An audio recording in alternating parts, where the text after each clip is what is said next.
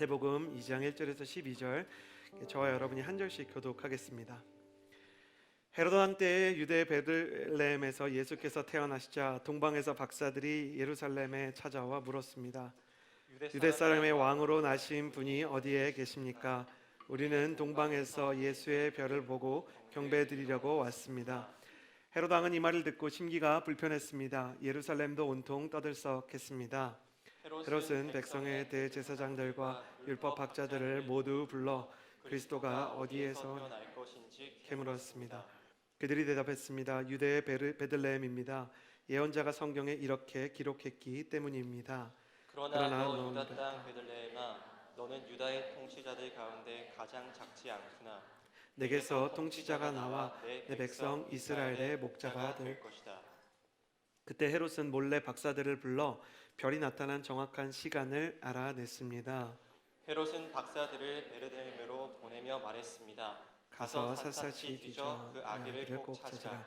그리고 아기를 찾자마자 나에게로 알리라. 나도 가서 아기에게 경배할 것이다. 박사들은 왕의 말을 듣고 다시 길을 떠났습니다. 그런데 동방에서 보았던 그 별이 그들보다 앞서가서 아기가 있는 곳에 멈춰 섰습니다. 박사들은 별을 보고 뛸 듯이 기뻤습니다. 집으로 들어가 보니 아기가 그 어머니 마리아와 함께 있었습니다. 그들은 엎드려 아기에게 경배하고 보물함을 열어 황금과 유약과 모략을 예물로 드렸습니다. 그리고 그들은 꿈속에서 헤롯에게 돌아가지 말라는 지시를 받고 다른 길을 통해 자기 나라로 돌아갔습니다. 아멘. 오늘 예배에 오신 여러분 주님의 이름으로 환영합니다. CH 플러스 예배는 매 주일 저녁 5시 반에 해화역 4번 출구에서 가까운 한성아트홀 2층에서 예배하고 있습니다. 영상으로만 참여하시는 분들 조금만 용기를 내셔서 함께 예배 자리에 오시면 더 큰 은혜를 받을 수 있는 줄 믿습니다. 저희가 예배 드릴 때마다 늘 스스로를 축복하는데요, 믿음으로 고백하면 주님께서 이루어 주실 줄을 믿습니다. 저를 따라 가슴에 손을 얹고 스스로를 축복하겠습니다. 하나님은 나를 사랑하십니다. 그 사랑이 나를 포기하지 않으십니다. 이 시간 주님 앞에 내 마음을 엽니다. 나는 절대로 이전과 같지 않을 것입니다. 아멘. 우리가 가지고 있는 기대감은, 우리가 가지고 있는 내일에 대한, 사람에 대한, 하나님에 대한 기대감은 우리의 생각과 행동의 나침반 같은 역할을 합니다. 우리가 마음에 가지고 있는 기대감에 따라 우리의 말과 행동이 이끌림을 받기 때문입니다. 연애를 하는 사람들은 멋진 크리스마스 데이트를 기대하는 마음으로 크리스마스가 다가올수록 여러 레스토랑이나 데이트 코스에 대해서 알아볼 것입니다. 그리고 크리스천 청년들은 새해가 다가올수록 취업과 결혼 혹은 소소하게 다이어트에 이르기까지 새해의 소망을 두고 혹 40일 새벽 기도에 참여하는 분도 계실 것입니다. 실제로 홀리스타에 기도 제목 넣는 란이 있는데 40일 기도 제목을 이렇게 적어내라고 이렇게 저희 말고 다른 공동체에서 이제 카드를 준비했더니 새해는 꼭 다이어트 성공하게 해주세요. 40일을 그것으로 작정한 것을 굉장히 놀랍게 생각했고요.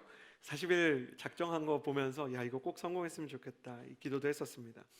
저희 아들과 딸도요, 요즘 아침마다 저에게 사랑한다고 그렇게 고백을 합니다. 아빠 너무 사랑해요.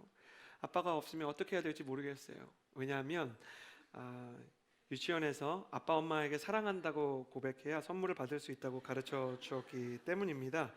선물에 대한 기대감 때문에 사랑을 고백하는 아이들을 보면서 역시 기대감이 우리의 말과 행동을 결정한다라는 생각을 하게 되었습니다. 오늘 말씀에는 그 기대감을 상징하는 별이 등장합니다. 매일 밤 하늘의 별을 바라보는 사람들이 있었습니다. 그들이 말씀에 나오기 전부터 그들의 인생은 온통 하늘에 있는 별을 바라보는 것이 일상이었습니다.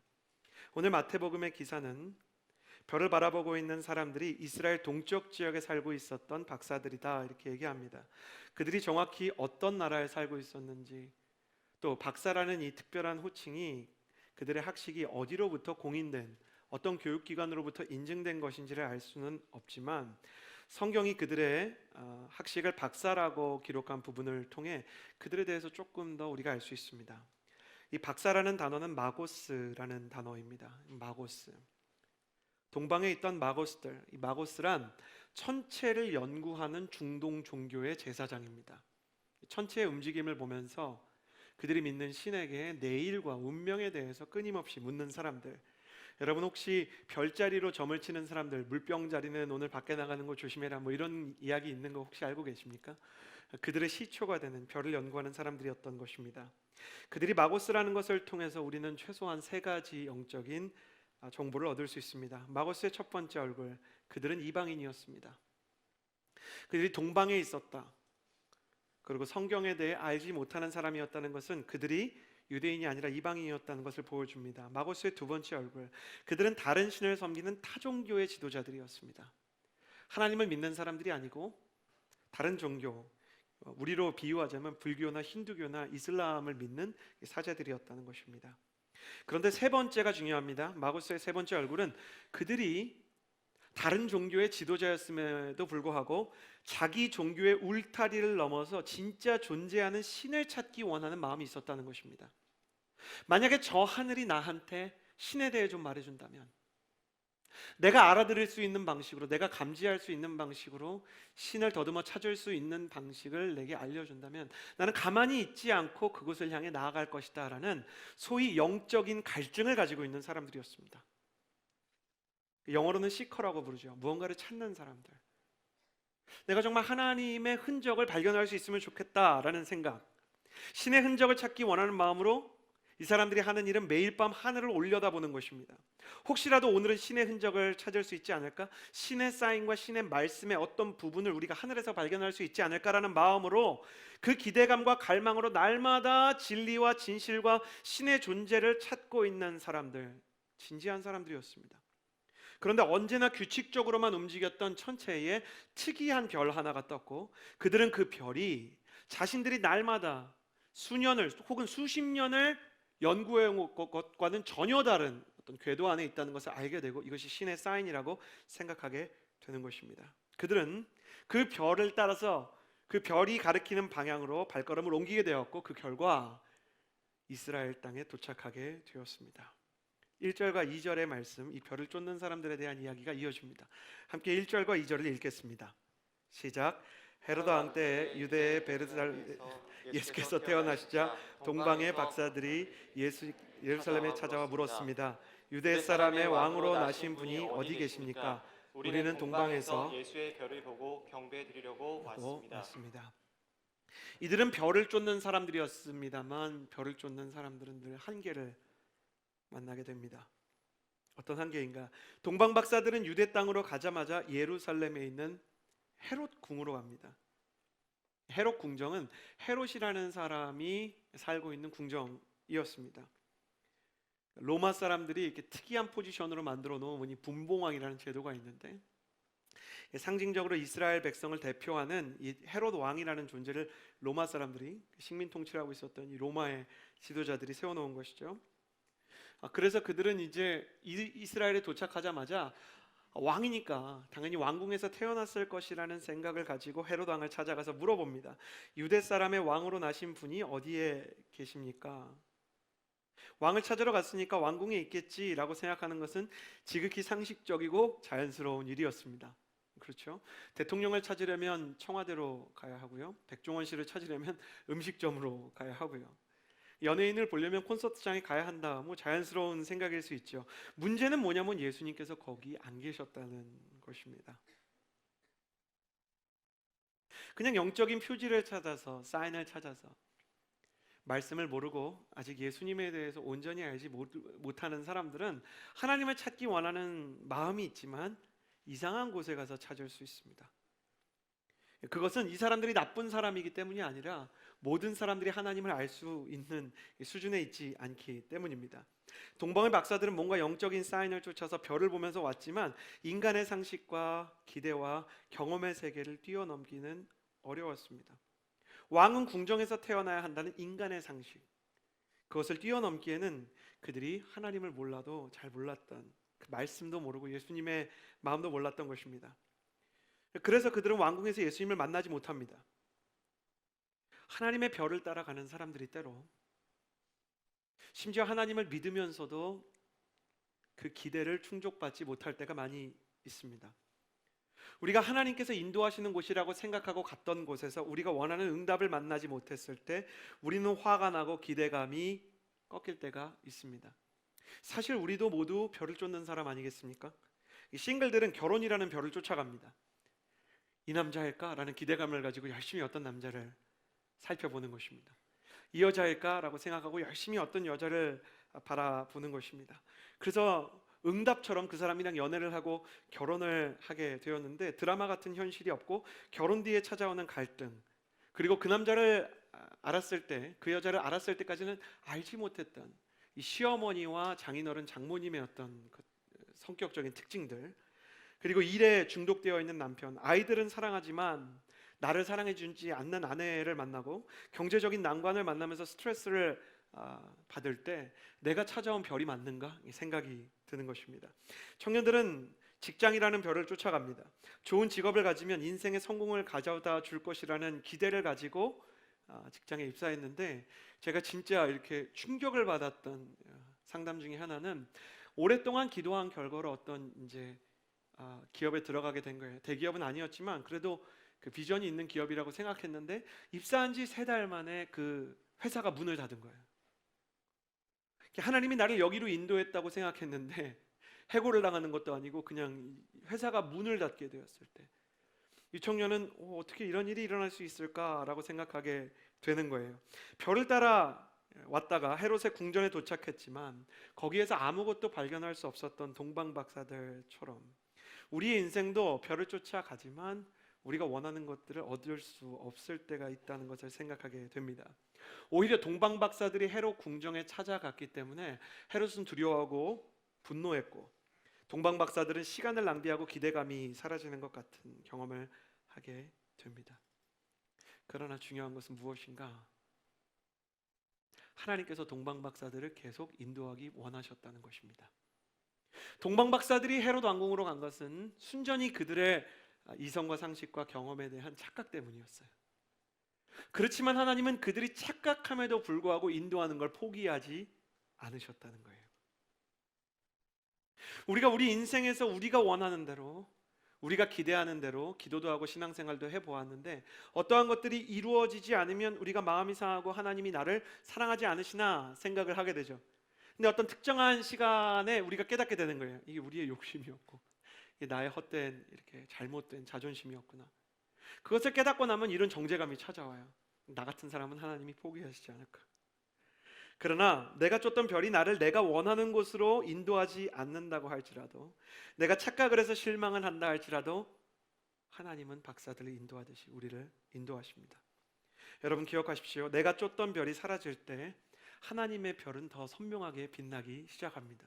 한쪽 문이 닫히고 내 인생에서 정말 여기가 내가 원하는 곳이라고 생각하던 어떤 문이 있었어요. 취업의 문, 결혼의 문. 근데 그 문을 아무리 두드리고 기도를 해도 그 문이 열리지 않을 때가 있어요. 사도 바울은 아시아로 가기를 원했지만 자신의 고향인 터키 지방으로 가려고 할 때 심지어 성령께서 직접 그 길을 막으셨다 그래요. 사도 바울은 열심히 기도했어요. 저는 배우게 된 게 있어요. 어떤 분들은 아무리 열심히 기도를 해도 안 열려요. 이 부분이 편집 없이 나가게 된다는 게 조금 두렵긴 하지만 저는 아내를 만나기 전에 짝사랑을 이렇게 깊이 했던 어떤 자매가 있었어요. 여보 미안해요. 그런데 내가 그렇게 기도했지만 하나님이 그 사람의 마음을 제게 준 게 아니에요. 멘토님들께서 약간 이렇게 중보기도 하는 마음으로 저 가정이 괜찮아야 될 텐데 이런 표정으로 쳐다보시지만 우리가 다 그런 때가 있을 수 있잖아요. 근데 그 사람을 주시지 않을 때 아무리 기도를 하고 아무리 애를 써도요 그 문이 열리지 않아요. 그러면 하나님은 무슨 일을 한다고 생각하십니까? 하나님이 어떤 문을 닫을 때는요 반드시 다른 쪽 문을 여세요. 하나님이 한쪽 문을 닫을 때는 하나님은 no만 얘기하는 게 없어요. No, but the other one, but the other way. 다른 길이 있어. 내가 너한테 더 좋은 걸 줄 거예요. 그래서 제가 다시 화평을 누릴 텐데, 그래서 제가 훨씬 더 저에게 너무 좋은 제 아내를 만나게 된 것입니다. 할렐루야. 여러분 저를 살려주셔야 됩니다. 여러분의 인생 가운데 어떤 것들이 닫혀요? 제가 지금 농담처럼 얘기했지만 중요한 이야기를 드려요. 어떤 사람의 마음이 열리지 않습니까? 어떤 비전의 문이 열리지 않아요? 여러분의 인생 가운데 너무나 꿈꾸던 어떤 취업의 문과 회사의 문이 열리지 않을 때가 있을 수 있다는 거예요. 하나님, 왜 내가 원하는 걸 열어주지 않습니까? 그러나 하나님은 다른 쪽 문을 열어두고 이쪽으로 와라 손짓하고 계시고, 그 길이 가보면 더 좋은 길이라는 거예요. 사도 바울은 아시아로 못 갔지만 하나님의 환상에 의해서 드로아에서 마케도니아로 가는, 이 그리스로 가는 환상을 보게 되었고, 사도 바울의 선교의 결과 온 유럽 땅과 로마가 변화되는 하나님의 도구로 쓰임을 받게 된 것입니다. 그러므로 한쪽 문이 닫힐 때 낙심하지 않는 하나님의 사람이 되기를 주님의 이름으로 축복합니다. 내 착각 때문이든 아니면 내가 뭘 몰라서 사람들이 나를 속였던 내 인생 가운데 어떤 닫힌 문을 만나게 되었을 때 너무 좌절하지 마십시오. 그저 나지막히 이렇게 얘기하는 것입니다. 아니다, 분명히 다른 문이 열려있다. 하나님께서는 다른 문을 열고 그들을 인도하는 것입니다. 그들은 하나님께서 계속 인도하는 별을 따라가서 결국 예수님을 만나게 됩니다. 그리고 하나님께서 인도하신 새로운 길에서 주님께서 예비하신 세 가지 선물을 만나게 됩니다. 나는 하나하나 선물을 나눌 때 이 성탄의 선물이 여러분의 인생을 변화시키는 역사가 있게 되기를 주님의 이름으로 축복합니다. 첫 번째 선물은 무엇인가? 9절과 10절의 말씀을 같이 한번 읽어보도록 하겠습니다. 9절과 10절 함께 읽겠습니다. 시작. 박사들은 왕의 말을 듣고 다시 길을 떠났습니다. 그런데 동방에서 보았던 그 별이 그들보다 앞서 가서 아기가 있는 곳 위에 멈춰 섰습니다. 박사들은 별을 보고 뛸 듯이 기뻤습니다. 첫 번째는 뭐냐면, 저를 따라해 주시겠어요? 아기가 있는 곳에는 진정한 기쁨이 있다. 그들이 예루살렘에서 이렇게 찾을 수 없었던 만왕의 왕이신 예수님을 별을 따라가면서 베들레헴에서 만나게 됩니다. 여기 말씀에 보면 그들이 이렇게 기뻐했다 이렇게 써 있어요. 말씀에 보면 그들이 뛸 듯이 기뻤다. 원어로 보면 감당할 수 없을 정도로, 주체할 수 없을 정도로 기뻤다 이렇게 얘기하는 거예요. 나는 예수님을 만나는 사람들에게 지금 이 시대는 정말 기쁨이 회복되어야 되는 시대가 아닌가 싶습니다. 가만히 보면요, 조금 이렇게 영적인 이야기지만 우리 청년들의 마음을 사단이 포기와 낙심과 탈진과 우울함으로 이렇게 덫을 놓고 기다리고 있다는 걸 보게 돼요. 마음속에 아주 얕은 단계부터 시작합니다. 네가 하나님을 믿는데도 이렇게 어렵지 않냐? 진짜 하나님이 계시냐? 그 남자가 너를 떠났는데 다른 사람이 너를 사랑해 줄 것 같으냐? 너의 부모도 너를 인정해 주지 않았는데 세상에서는 네가 무언가를 할 수 있을 것이라고 생각하느냐? 우리가 우리 전 세대처럼 먹고 사는 문제를, 말 그대로 먹는 것을 고민하는 것을 넘어섰어요. 헝그리 스피릿은 이미 오래전에 넘어섰단 말이에요. 근데 여전히 헝그리 스피릿이 남아있어요. 마음이 너무 굶주린 거예요. 사랑받아야 될 때 사랑받지 못했어요. 인정받아야 될 때 인정받지 못했어요. 그리고 내가 열심히 공부를 했지만 우리 전 세대보다 더 많은 교육의 기회를 가지고 열심히 노력하고 공부를 해서 대학에 갔지만 취업의 문이 좁기 때문에 기뻐할 수가 없는 거예요.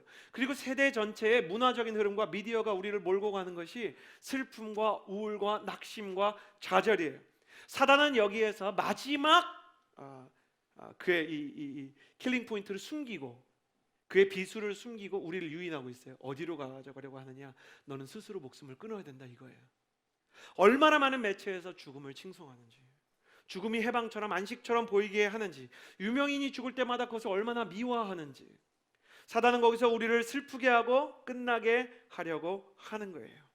그러나 동방의 박사들이 예수님을 만나게 되었을 때 그들이 기쁘려고 한 게 아니고 기뻐졌다 이렇게 얘기하는 거예요. 나는 여러분의 2020년이요, 예수님 만나가지고 집 나간 기쁨이 다시 여러분의 마음의 집으로 컴백하게 되기를, 컴백홈하게 되기를 주님의 이름으로 축복합니다. 마음 가운데 기뻐하는 걸 잊었던 사람들이 있어요. 그래가지고 이렇게 크리스마스 캐롤도요, 어디서 이렇게 우울한 캐롤만 이렇게 리스트로 만들어갖고 듣는 사람들이 있어요. 내가 축복합니다. 좋은 노래 들을 때 짜증 안 나게 되기를 주님의 이름으로 축복합니다. 기쁜 거 볼 때 너는 그렇게 혼자 뭐가 신나냐 이렇게 얘기하지 않게 되기를 주님의 이름으로 축복합니다. 이게 우울의 영, 낙심의 영이 사람을 휘어잡기 시작하면요, 은혜 받는 사람만 봐도 짜증이 나요. 나는 이렇게 힘든데 너는 은혜 받냐? 내가 은혜 못 받는 자리에서 남이 은혜 받는 것만 해도 질투가 난다는 거예요. 그러나 하나님께서는 기쁨을 주신다 이렇게 얘기합니다. 나는 여러분의 마음이 영적인 기쁨을 누리는 데 있어서 어떤 장애나 방해를 받지 않게 되기를 주님의 이름으로 축복합니다. 근데 여기서 중요한 게 있는데, 그들을 그 기쁨으로 인도하는 별이 있었다는 거예요. 나는 이런 별이 되고 싶어요. 스타가 되고 싶다는 게 아니라 예수님께로 인도하는, 그게 뭐 별이 아니더라도 무슨 길이라도 이렇게 빗길에 짓밟히는 카페트 같은 거라도 내가 그런 걸로 쓰임 받았으면 좋겠어요. 별은 예수님 아니잖아요. 근데 이들이 아기를 아직 만난 게 아니에요. 말씀을 보면 별이 머물러 있는 걸 보고 기뻐했다 그래요. 그러니까 별 보고 기뻐한 거예요. 별은 예수님도 아닌데 그냥 예수님 있는 곳을 가르쳐 주는 건데 별을 보고도 마냥 좋은 거예요.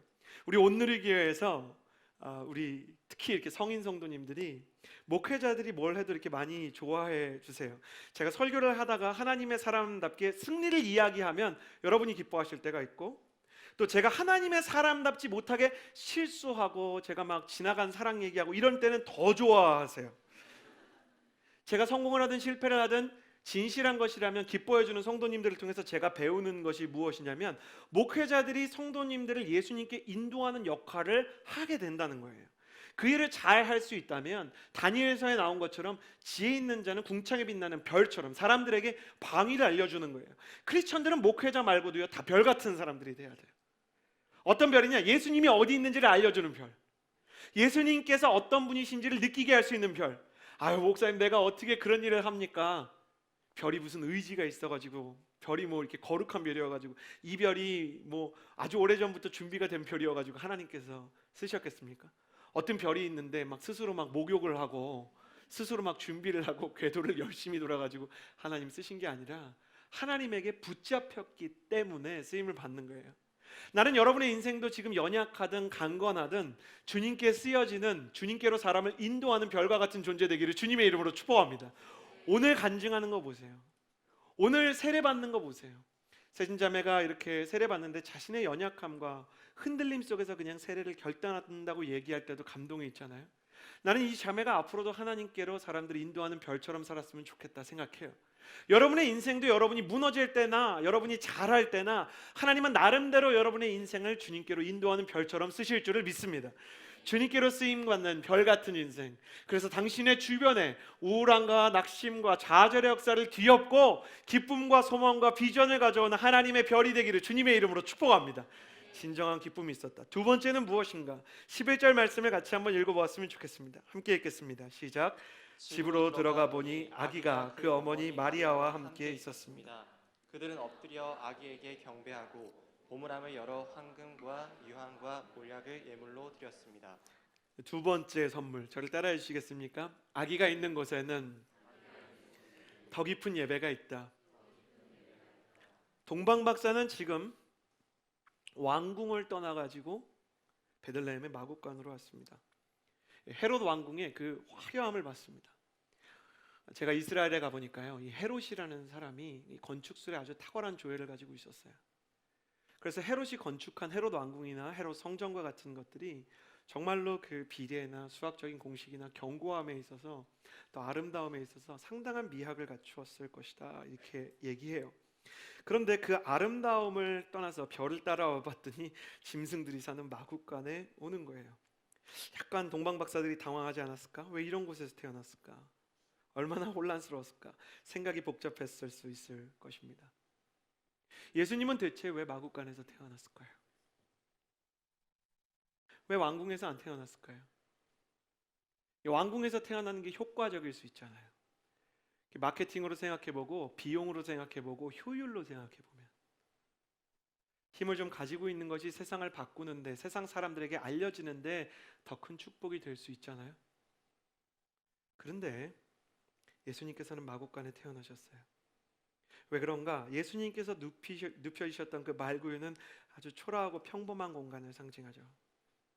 세상에 관심을 받을 수 없는, 사람들에게 그냥 있나 보다 싶은 공간, 그 초라한 말구유는 바로 우리의 인생과 마음을 상징하기 때문이에요.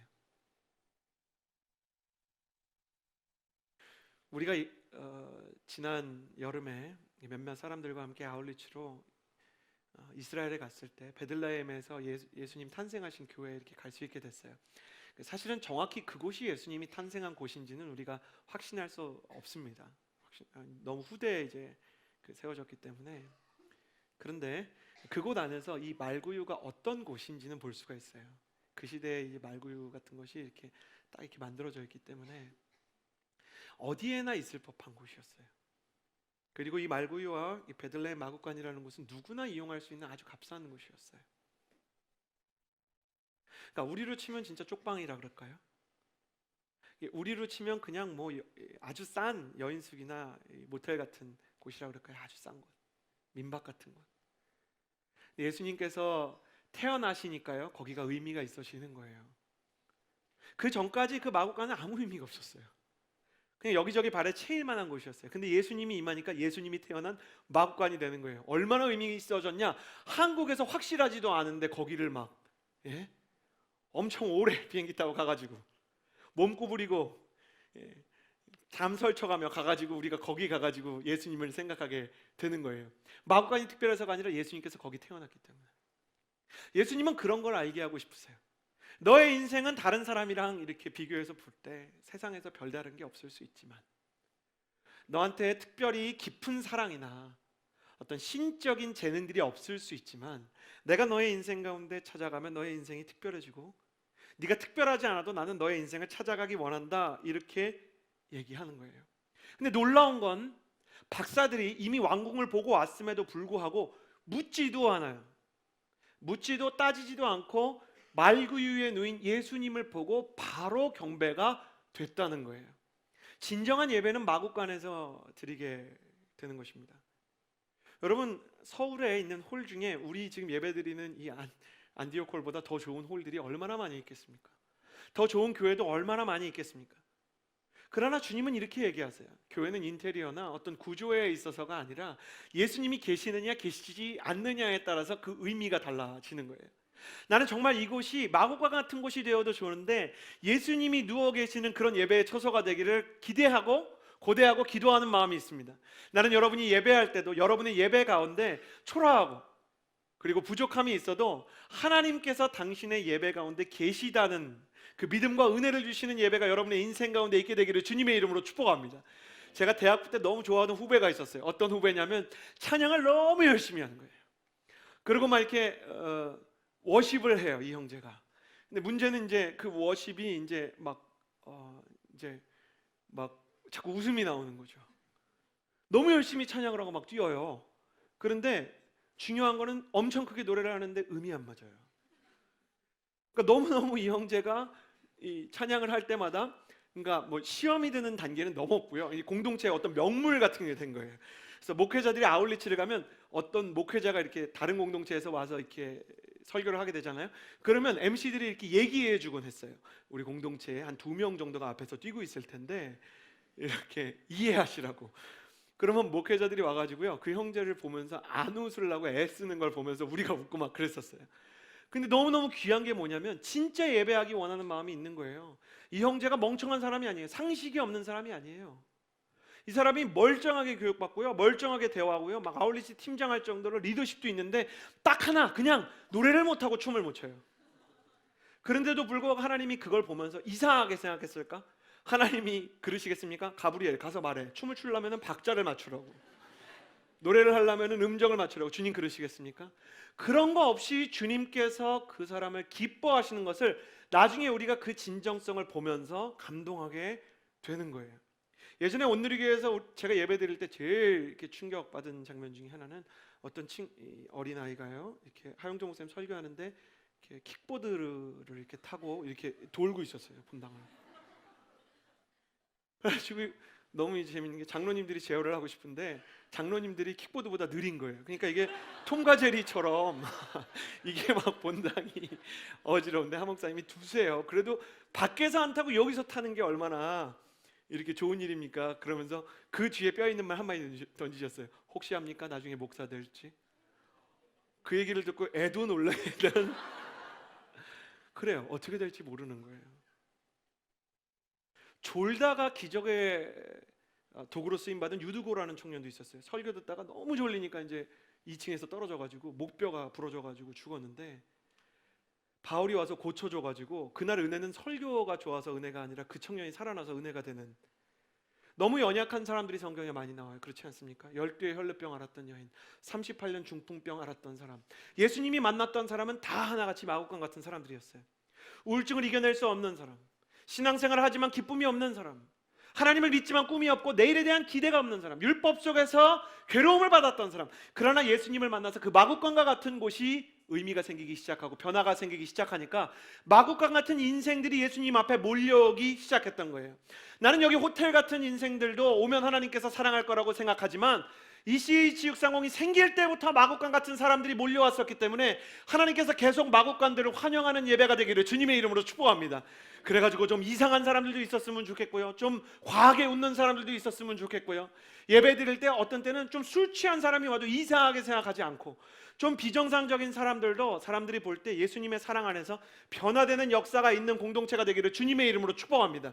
일 좀 못해도, 찬양을 막 꾀꼬리처럼 하지 못해도 주님을 향한 진정성이 흘러넘치고 참된 하나님을 향한 예배가 흘러넘치는, 그래서 동방의 박사 같은 호텔 같은 인생이 와서 오히려 진정한 예배를 배우고 겸손을 배우게 되는 예배, 이 사람들은 여기 와서 진짜 하나님이 계시다는 것을 발견하고요, 자연스럽게 하나님 앞에서 예배를 드립니다. 예수님 앞에 자신의 보물들을 다 내어 드리는 거예요. 우리는 여기서 중요한 걸 배워요. 마국간을 찾아오신 예수님을 만난 사람은 반드시 그의 예배가 깊어진다는 것입니다. 나는 여러분의 인생이 좋은 때든지 어려운 때든지 마국간을 고쳐주시는 예수님을 만나서 여러분의 인생 가운데 깊어지는 예배를 경험하게 되기를 주님의 이름으로 축복합니다. 나한테는 꿈이 있어요. 하나님께서 주신 거룩한 열망이 있어요. 여기 온 사람들의 예배가 깊어지기를 원해요.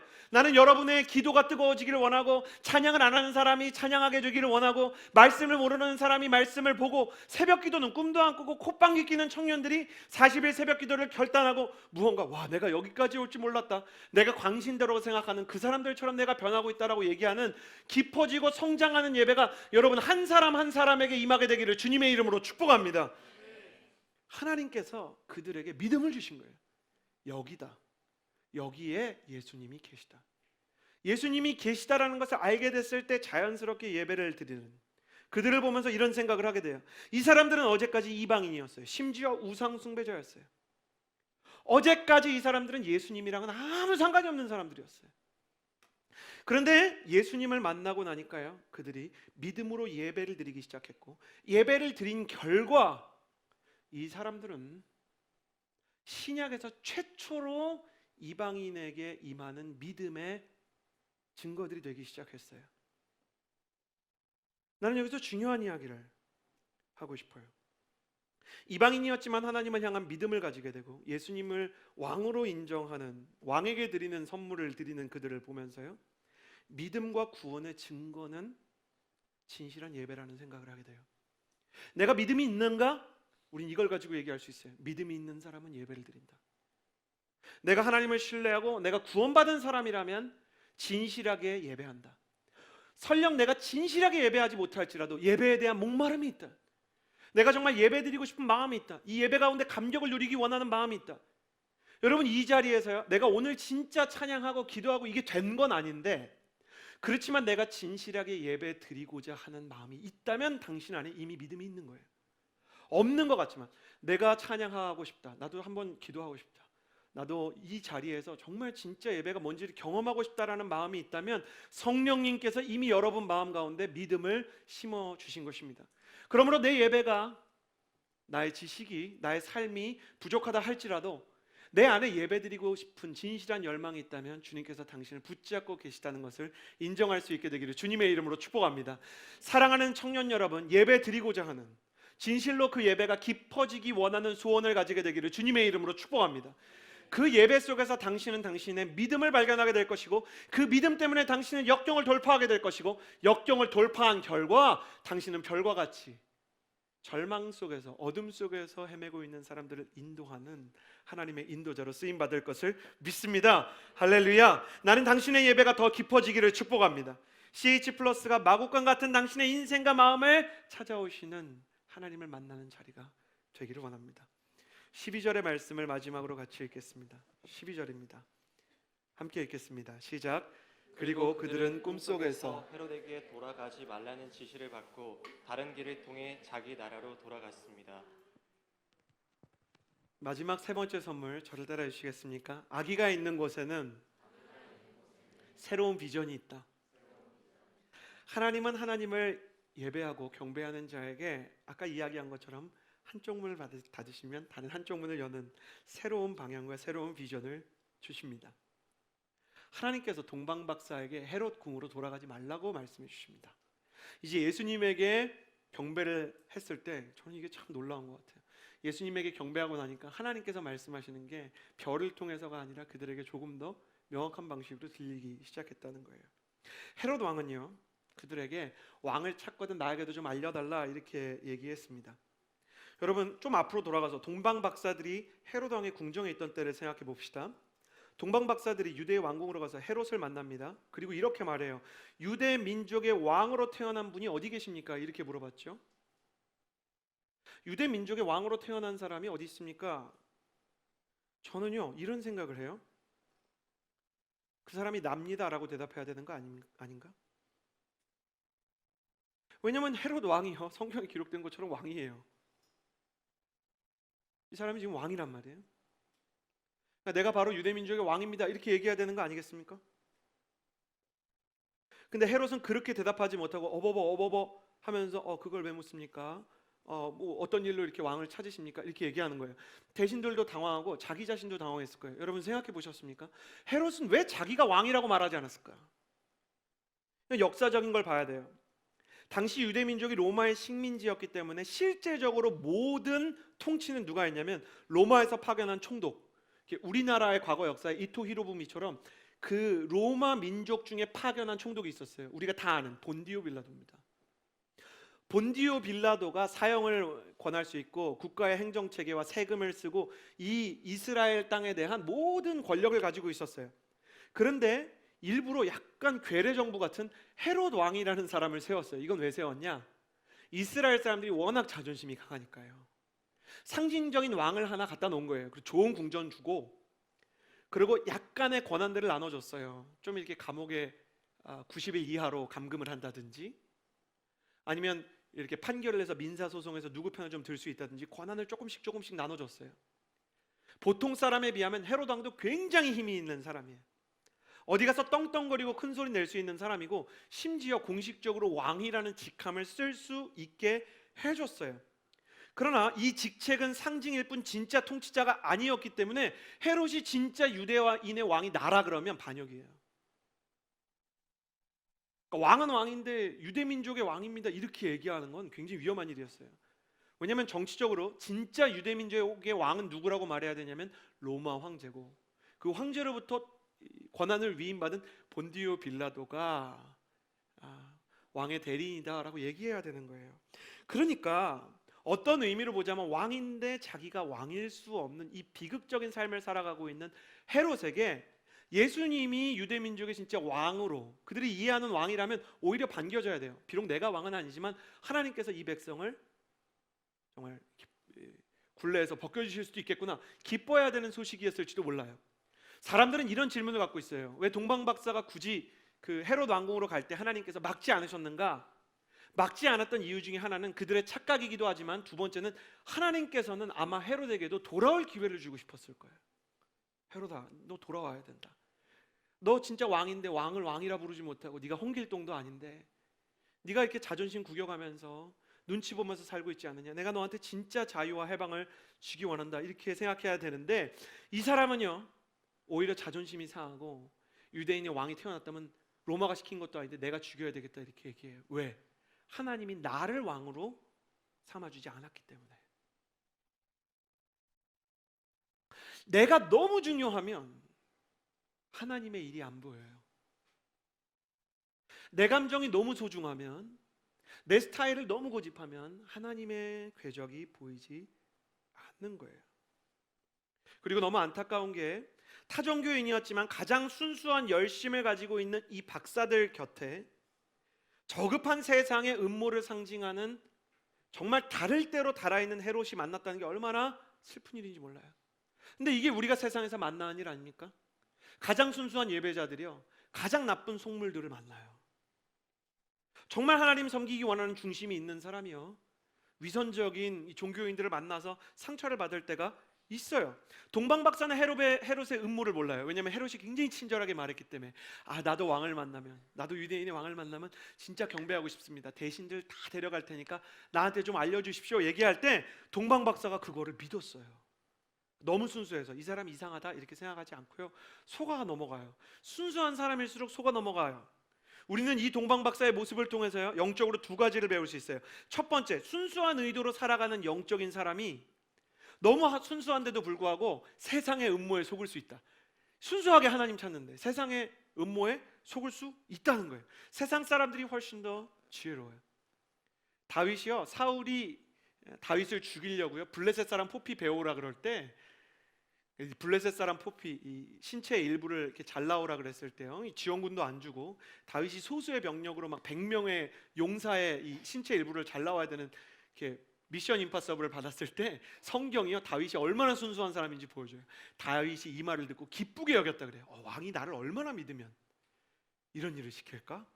그러니까 이렇게 한번 생각해 보세요. 직장 상사가 좌로 봐도 우로 봐도 망할 것 같은 일에 최종 권한을 나한테 주면서 내가 너 믿어서 시키는 거야. 그럼 그거 어떻게 믿겠어요? 근데요, 너무 순진해갖고 기뻐했다는 거예요.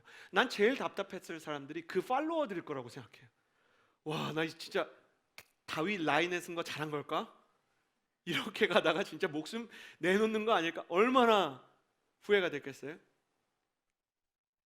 하나님의 순수한 의도로 살아가는 영적 사람이 세상의 음모에 속을 수 있어요. 근데 더 중요한 건 두 번째예요. 이후에 더 자세히 나누겠지만, 두 번째는 하나님은 내가 세상에 속을 것까지 예상하고 대안을 세웠다는 거예요. 하나님이 우리를 너무 잘 알아요. 우리 아들은 너무 순진해갖고 속겠지? 이렇게 생각을 하는 거예요. 하나님이 우리를 볼 때 좀 아는 거예요. 가브리엘, 내가 보니까 얘가 내 아들인데 조금 다 좋은데 조금 바보 같아. 하나님이 우리를 볼 때 그럴 수가 있어요.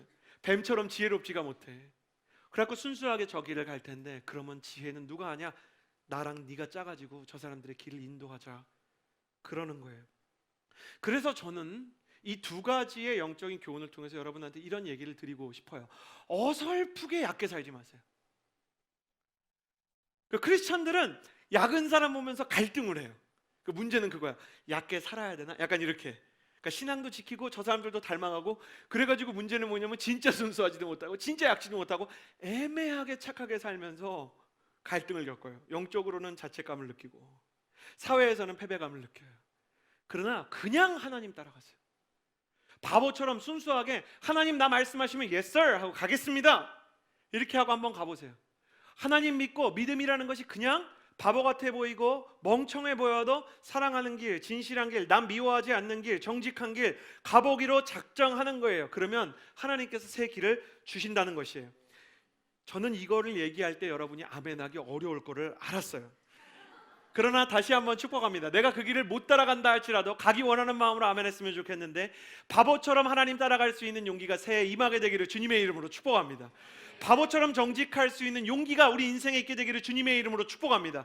한 번도 상처받지 않은 사람처럼 다시 한번 사랑할 수 있게 되는 넓은 품이 있는 사람 되기를 주님의 이름으로 축복합니다. 진짜 정직한 사람, 진짜 사랑하는 사람, 속아도 그 길을 가는 사람, 주님께서 그 사람을 바라보고 계시다는 거예요. 주님은 그 사람을 어디로 인도하셨냐? 마국간으로 인도하셨고, 마국간에 예수님을 만난 사람은 이전과 같은 방식으로 살지 못하도록 주님께서 따로 인도하시는 모습을 보게 돼요. 예수님은 당신의 인생을, 당신의 방향을 바꿔놓으시는 분이신 줄을 믿습니다. 어제까지는 절망으로 살았지만 예수님을 믿으면 소망의 길이 다시 생기게 되는 줄을 믿습니다. 여러분의 인생 가운데 어제까지는 슬픔이 있었지만 이제부터는 새로운 기쁨이 임하게 될 것을 기대하기를 주님의 이름으로 축복합니다. 예수님을 만나고 이제 새로운 길로, 주님께서 이 동방 박사들한테 알려주신 거예요. 너는 헤롯한테 가면 안 된다.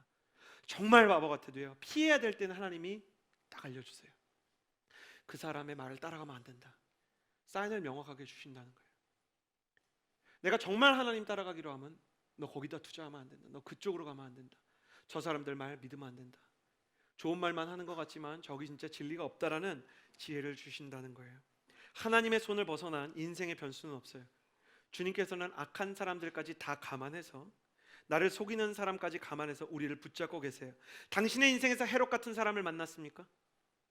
선의로 대했지만 당신의 선의를 인정해주지 않는 사람, 호의로 사람을 대했지만 계산적이고 나를 무시하고 이용하는 사람 때문에 마음이 상하고 무너졌습니까? 너무 순진하게 사람 믿었다가 상처받았습니까? 세상 가운데서, 심지어 교회 가운데서 사람 때문에 당신의 믿음이 흔들립니까? 그럴 수도 있습니다. 그럴 때도 있습니다. 나는 2020년 한 해 동안 이 얘기를 계속 반복할 거예요. 그럴 수도 있습니다. 그럴 때도 있습니다.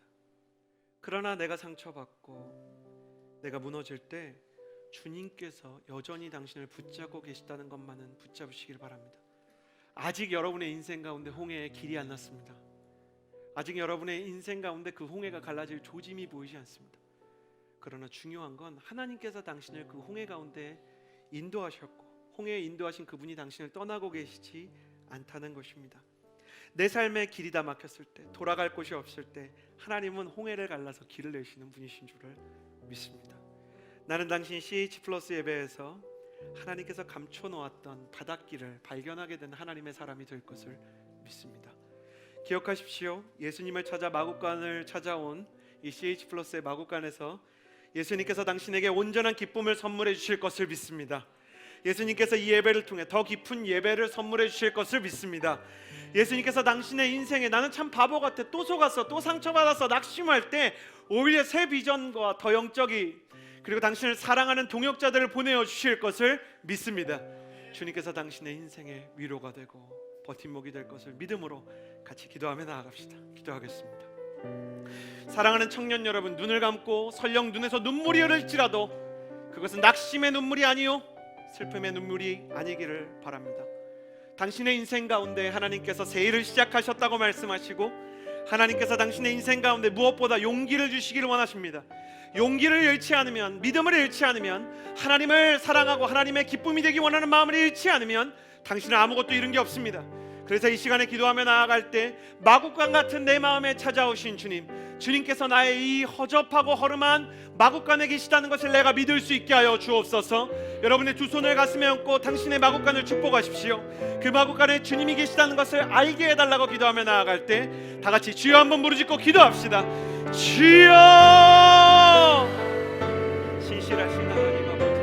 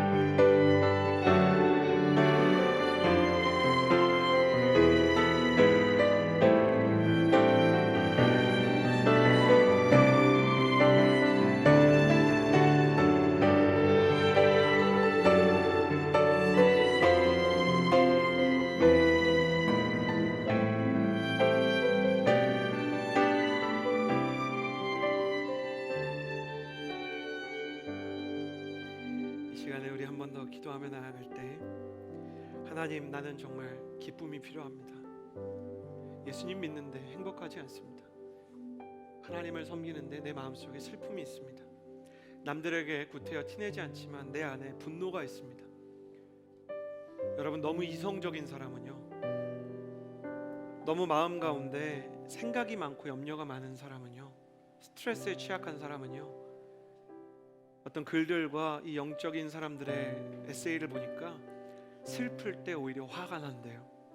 바꿔서 얘기하면 어떤 사람들은 화가 난다는 것 자체가 내가 슬프다라는 거예요. 여러분, 혹시 여러분을 찾아온 분노 때문에 당신의 마음속에 있는 슬픔과 눈물을 발견하지 못해서 스스로를 위로하지 못하는 건 아닌지요?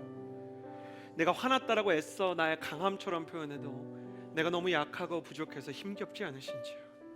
이 시간에 주님께 그 마음을 드리며 나아갈 때 하나님, 나의 슬픔을 기쁨으로 바꿔 주옵소서. 나의 분노를 그럴 수도 있지, 그럴 때도 있지, 스스로에 대한, 타인에 대한 관대함과 온유함으로 바꿔 주옵소서. 주님, 나의 마음의 주관자가 되어주시고 영적인 기쁨을 허락하여 주옵소서. 우리 마음 가운데 진정한 기쁨이 찾아오기를 원하는 마음으로 기도하며 나아갑시다. 기도하겠습니다.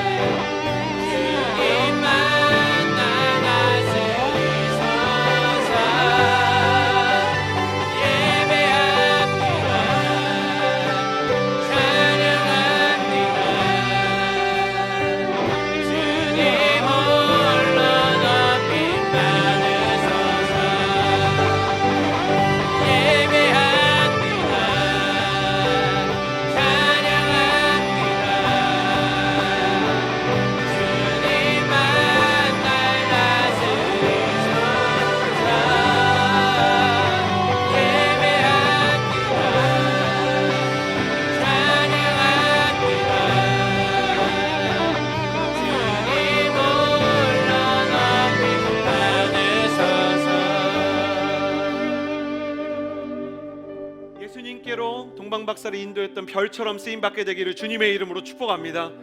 나를 보고 예수님을 향해서 나아오는 사람들이 생기고, 나를 보고 예수님 보는 곳에서 기쁨이 있는 사람이 생기고, 내가 너무 연약하고 부족한데도 불구하고 친구야, 나는 너 때문에 예수님 믿을 수 있었다, 이렇게 얘기할 수 있는 사람이 되기를 주님의 이름으로 축복합니다. 하나님, 내가 내 가정에 예수님의 별이 되게 하여 주옵소서. 하나님, 내가 나의 친구들 가운데, 동역자들 가운데 예수님의 별이 되게 하여 주옵소서. 이 공동체에서 힘들어하는 사람들에게 예수님의 위로의 별이 되게 하여 주옵소서. 그런 거룩한 소원으로 스스로를 축복하며 마지막으로 기도하며 나아갑시다. 기도하겠습니다. 신실하신 하나님 아버지, 기도하며 나아갑니다.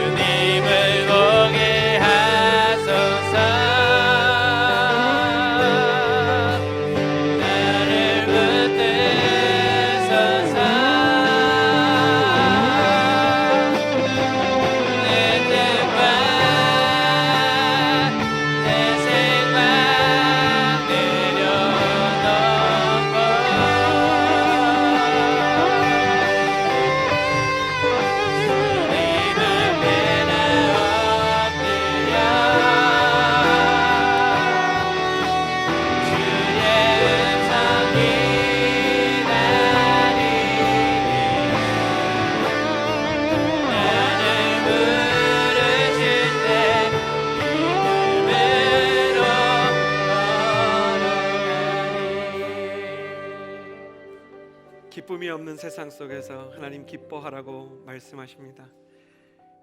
내 마음속에 너무 슬픔이 많은 나머지 그 슬픔을 감추기 위해 분노하는 사람들에게도 너희는 영적인 기쁨을 구하라 말씀하십니다. 하나님 아버지, 우리가 사마리아 여인처럼 기도합니다. 내게 그 물을 주사 이제는 세상의 우물에서 물 깃지 않게 하여 주옵소서. 주님, 우리 영혼의 빈 자리를 세상의 것들로 굳이 채우지 않아도 내 마음이 더 이상 낙심하지 않는 기쁨의 사람 되게 하여 주옵소서. 진짜 기쁨이 무엇인지를 알려 주옵소서. 진짜 평안이 무엇인지를 알게 하여 주옵소서. 하나님 아버지를 믿고 나아가는 모든 청년들에게 예수 그리스도께서 부어주시는 참 은혜, 참 비전이 무엇인지 알게 되는 역사가 있게 하여 주옵소서. 두려움은 떠나갈지어다. 우람은 떠나갈지어다. 포기와 낙심과 절망 떠나갈지어다. 주님 앞에 부드러운 마음으로 우리가 쓰임받을 수 있도록 우리의 영혼과 우리의 인생을 주관하여 주옵소서. 이제는 우리 구주 예수 그리스도의 은혜와 하나님의 사랑과 성령의 교통하심이 이 자리에서 예배하는 우리 마구간 같은 연약한 인생들과 그리고 여전히 열악한 환경 속에서 주님의 복음 잡고 헌신하는 선교사님들, 그리고 병마와 싸우며 육신의 질병과 영혼의 질병과 싸우고 있는, 그러나 그 가운데서도 믿음을 놓지 않는 크리스천 환우들 머리머리 위에 이제로부터 영원토록 함께하여 주시기를 간절히 축원하옵나이다. 아멘. 마구간 같은 우리를 찾아오신 주님께 감사의 박수를 올려드리도록 하겠습니다.